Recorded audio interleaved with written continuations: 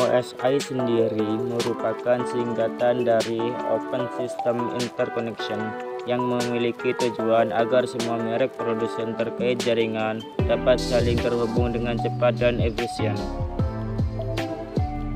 Pada layar ke-7, disinilah kita selama ini berinteraksi, karena layar ini adalah penghubung antara aplikasi jaringan yang membutuhkan akses kepada si layanan jaringan.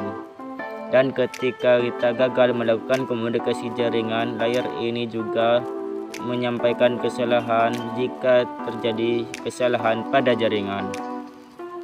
Contohnya, ketika ingin mengakses internet, melakukan percakapan messenger, mengirim email, streaming video, dan sejenisnya.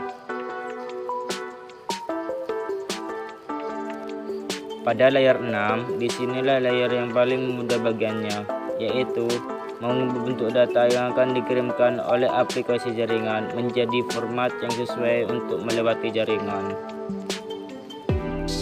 Contohnya adalah ketika kita akan mengirim data berupa gambar yang ternyata dijadikan format benar dahulu agar lebih dilanjutkan proses pengirimannya.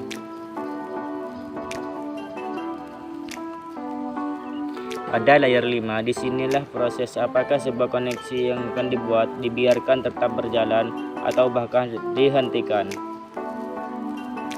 Contohnya adalah ketika kita paksa keluar dari si login karena telah 10 menit lebih yang melakukan aktivitas. Pada layar 4, disinilah berbagai macam data yang akan dikirimkan dipecah-pecah menjadi beberapa bagian dan diberi penanda sesuai urutannya. Dan penanda itulah yang akan menjadi petunjuk apakah data jadi diterima secara utuh atau diterima secara ulang karena ada yang hilang di tengah jalan. Contohnya adalah ketika kita ingin mengirim email, namun email yang kita kirim tidak terkirim secara sempurna karena kendala koneksi, dan kita diminta untuk mengirim ulang jika ingin email disampaikan. Pada layar 3 ini, disinilah kita pengisian alamat IP. Contohnya adalah ketika kita ingin melakukan pengiriman data pada jaringan, data tersebut akan diberikan tugas mengenai di mana tujuannya, jalur mana yang akan dilewati untuk bisa sampai tujuannya, serta tanda pengenal tanda tersebut sebagai data yang akan dikirimkan.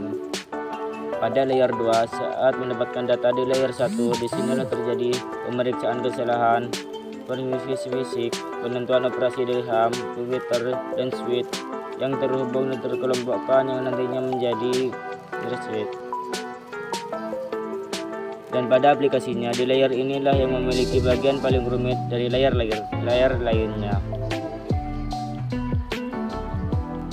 Dan pada layar 1 ini, di sini terjadi pengiriman data digital dari pengirim ke tujuan melalui media tegangan listrik, LVDC radio, dan inframerah ataupun cahaya biasa.